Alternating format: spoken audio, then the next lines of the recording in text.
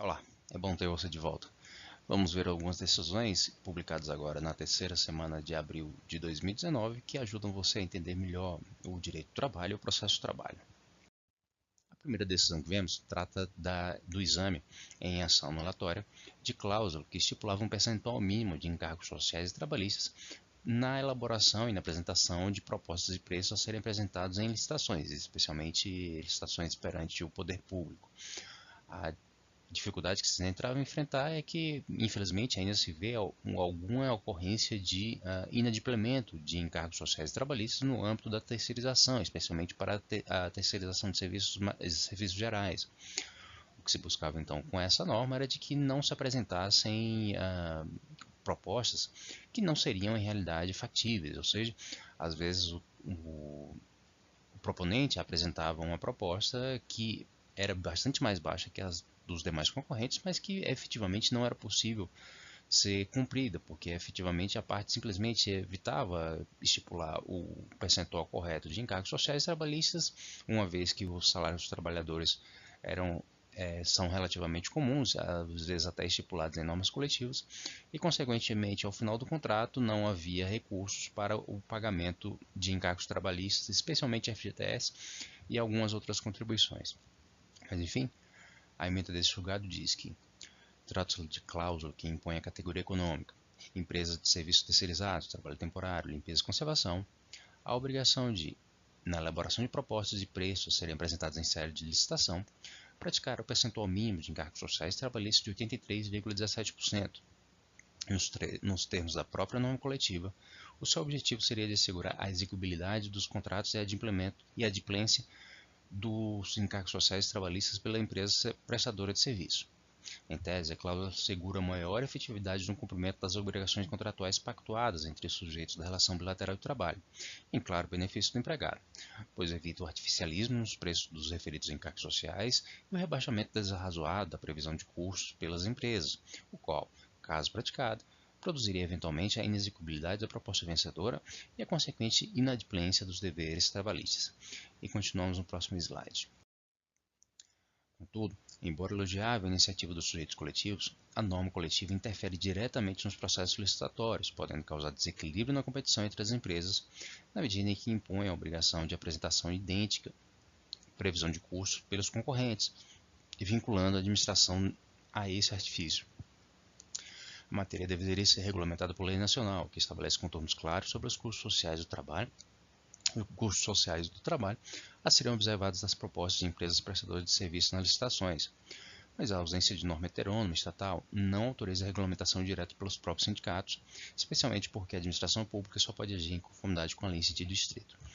Então, a conclusão afinal posta nessa ação aleatória é de que esse tipo de cláusula que estabelece um patamar mínimo para a composição das propostas no âmbito de licitações não deve ser acolhida, porque extrapola os limites do poder negocial dos entes coletivos envolvidos nessa negociação.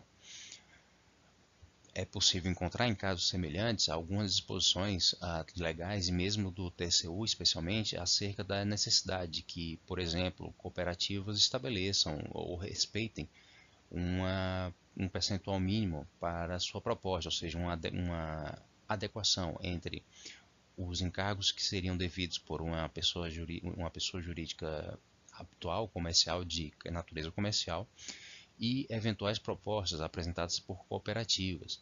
Até é possível encontrar essas normas, mas essas são normas editadas derivadas de lei especificamente, e às vezes pelos próprios órgãos de controle, como os tribunais de contas, mas nesse caso a partir de autoridade própria. O que é importante destacar aqui é o entendimento da fixação de um limite à negociação coletiva.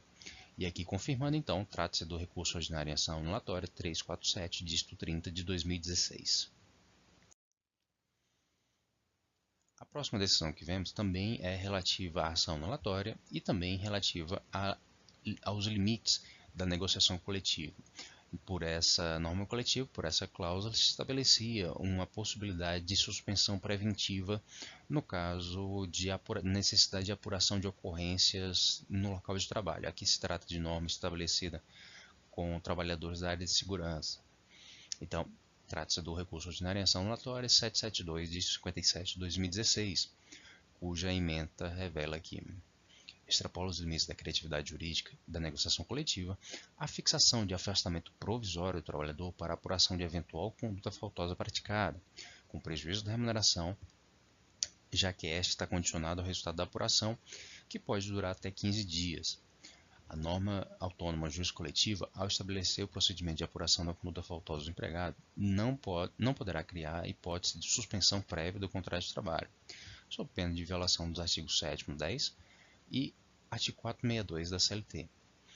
O trabalhador deverá comparecer à empresa para prestar esclarecimentos acerca da ocorrência, estando assim à disposição do empregador, o que descaracterizaria de toda forma a suspensão do contrato de trabalho, nos termos do artigo 4º da CLT. Além disso, a norma igualmente estabelece uma punição antecipada ao trabalhador em detrimento da lealdade, da boa-fé da relação contratual. Então, o limite que foi estipulado aqui é essa possibilidade de que, preventivamente, de maneira automática, se pudesse estabelecer em norma coletiva essa autorização para a suspensão do contrato de trabalho, ou seja, o trabalhador não compareceria, em tese não compareceria ao trabalho, mas também não receberia salários. O que se detectou aqui é que, de forma abstrata, o tribunal entendeu que esse tipo de hipótese prévia, de suspensão prévia do contrato de trabalho, ou por assim dizer, preventiva, durante a apuração dos fatos, seria violadora da proteção ao salário, especialmente, e também das disposições expressas que autorizam as punições aos trabalhadores. E, mais detidamente, quando examinado o conteúdo dessa norma, se identificou que, ainda que houvesse a suspensão do contrato, o trabalhador eventualmente poderia ser convocado a comparecimento ao local de trabalho perante o empregador para prestação de informações, consequentemente, transformaria a situação em disposição, ou estaria o trabalhador à disposição do empregado, consequentemente, não se teria propriamente uma suspensão do contrato de trabalho. E, por fim, se faz a referência a violações à lealdade e boa-fé na relação contratual. Ainda nesse mesmo processo, no RO, em ação anulatória 772 de 57, se tem a confirmação da impossibilidade de, por norma coletiva, se estipular que eventos vinculados ao trabalho sejam excluídos, de participação obrigatória, sejam excluídos da contagem da jornada normal. Aqui no caso havia essa prática de diálogo de segurança, que equivaleria a um curso, e de comparecimento obrigatório. Entretanto, a norma coletiva estipulava que essa participação não deveria ser contada como tempo à disposição do trabalho e, consequentemente, se houvesse o extrapolamento da duração normal do trabalho, não caracterizaria necessidade de pagamento de horas extras. A ementa desse julgado diz que não poderá o instrumento coletivo negociado suprimir da jornada laboral o tempo destinado à participação do trabalhador em sessões ou debates relativos à saúde e segurança do trabalho, o que acarreta benefício ao empregador na prevenção de acidentes e doenças ocupacionais. Nesse sentido, a norma coletiva não pode excluir do cômputo da jornada de trabalho a participação do empregado em reuniões promovidas pela empresa, denominadas diálogos de segurança, que possuem, inclusive, frequência e comparecimento obrigatórios, consoante determina o parágrafo 2º da cláusula em análise. Assim, se o período de participação no evento importou no fato de um empregado ultrapassar sua jornada ordinária, tem-se como consequência que o tempo que excedeu deve ser remunerado como horas extras.